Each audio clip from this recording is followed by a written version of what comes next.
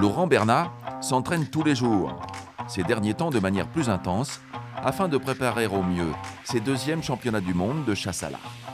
Le principe a l'air simple, viser et tirer une cible en pleine nature, en 3D ou plate, à une distance pouvant atteindre les 70 mètres. Alors mieux vaut savoir déchiffrer le terrain. C'est évaluer la distance, on est dans un milieu boisé. Alors les arbres nous aident beaucoup quand même à évaluer la distance, mais en même temps ils peuvent masquer des défauts au niveau du sol, il peut y avoir une déclivité, il peut y avoir une petite bosse. Et tous ces éléments-là en fait, perturbent l'archer et les gens qui placent les cibles le font exprès. C'est pour amener un peu de piment à notre activité. Ce jour-là, dans la forêt de Ville-en-Blard, nos archers périgourdins doivent composer avec le vent qui peut influer sur la direction des flèches en bois. Malheureusement pour cet ourson, les archers ont été adroits. Le décompte des points se fera en fonction de la zone touchée. La présidente, un blessé, 5.